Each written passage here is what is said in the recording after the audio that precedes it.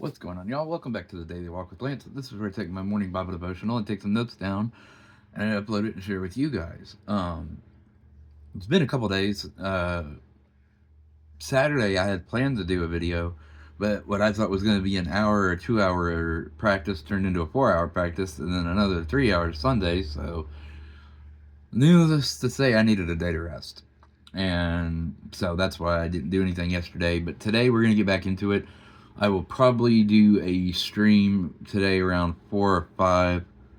I need to beat that second Easter egg, so stream probably will return today as well.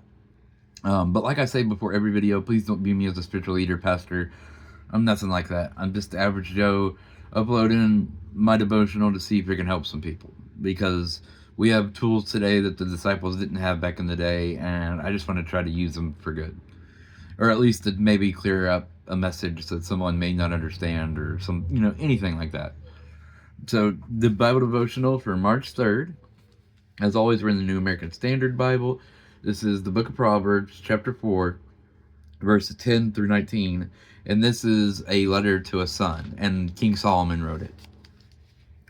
It says, "Listen, my son, and accept my sayings, and the years of your life will be many. I have instructed you in the way of wisdom. I have led you in upright paths. Who you wait?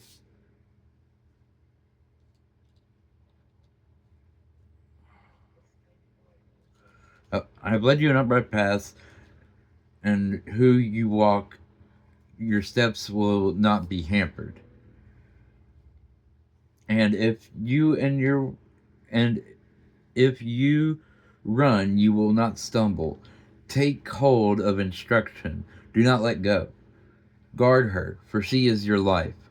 Do not enter the path of the wicked, and do not proceed in the way of evil people. Avoid it. Do not pass by it.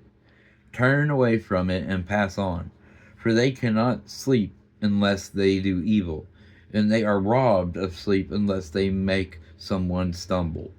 For they eat the bread of the wickedness and drink the wine of violence. But the path of the righteous is like the light of dawn, that shines brighter and brighter until the full day. The way of the wicked is like darkness. They do not know over what they stumble." And again, that is Proverbs chapter 4, verses 10 through 19. It's a little bit of a short one today, but it kind of fits with what's going on in the world right now. Let's just get on my notes.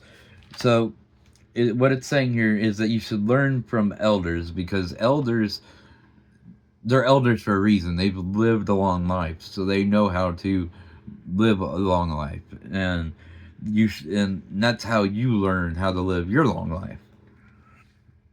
And evil is always a dangerous road, and you should always avoid evil entirely.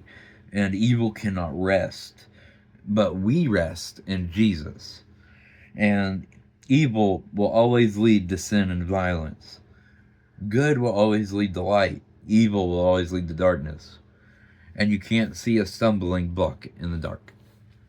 So, yeah, that's a short one today, but it's kind of short and to the point. Basically, King Solomon was the one where God basically said, "What do you want, and I will give it to you." And wisdom was what he asked for.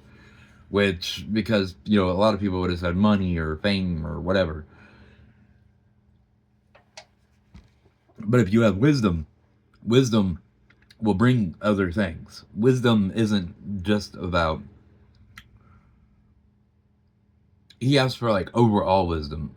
So he had wisdom in his politics, in his economy, and in his armies, in everything that he did. He was given that wisdom, and that wisdom is how King Solomon was such a, I guess the right word would be successful king, because he made them rich. He built marvelous things, and he's wrote parts of the Bible. Wisdom was one of the best choices anybody's ever made, and it's up to us to try to have that same kind of wisdom because it's like it says you want to learn from your elders. Well, our ultimate elders are people who have already lived and gone, like the disciples. And it's not to say to worship them or to say that you get any power from them, but you can look at their example and see what they did and either make the same choices, or you could see, oh, I don't want to make that choice. I don't want to be Judas. I want to be Peter. That kind of thing. I don't want to go down the same road Saul did, because Saul was pure evil. Oh, excuse me, until he turned into Paul. And you can, I mean, you see throughout the Bible there it leaves little crumbs of wisdom like this, and I think we should talk more about how King Solomon chose wisdom over other things, and how that wisdom ultimately ended up giving him those things, because there was other leaders that even came to him. I can't remember which one is talked about the most. Oh, is it? I want to say it was somebody from like their east, Asia Minor, maybe. Double check me on that one. But people were baffled by how wise he was, and we should all strive to be wise, because if you're wise, you start seeing where evil is trying to make you stumble, where evil is trying to take advantage of a temptation you have, where if you're walking in the light, you see it coming and you can avoid it with ease. All right, y'all. I think that's going to do it for today. It's a little bit of a shorter video. Tomorrow we'll get kind of more back into it big time. Like I said, look for the stream to come around 4 or 5 o'clock, maybe even sooner. I don't know. Talking about that Easter egg makes me want to go beat it. So we might go earlier. I don't know yet. But tomorrow we'll be back on more of a normal schedule. Also, the Christian Softball Ministry. We still have a little bit of time left for that. So if you want to get on board and help us out, or have your name on a jersey, it's tax exempt. I will drop the email in the description below, or if you're just listening, the email is teamlegacysoftball@gmail.com. teamlegacysoftball@gmail.com, and just put softball sponsor as the subject or the first word in the DM. That way I will know to pay attention to your message. We'll be all over the Southeast. I mean, I can get more details if y'all are interested. But anyway, all right, y'all. Remember, wisdom, wisdom, wisdom, wisdom. Okay. Oh, and don't forget, our bodies is a temple now. When Jesus died, he split the veil in the holy temple, and now the Holy Spirit comes to live inside of us. So get healthier, do better. Like, we can all do better. That goes for me too. Like, I hold myself to the same standard.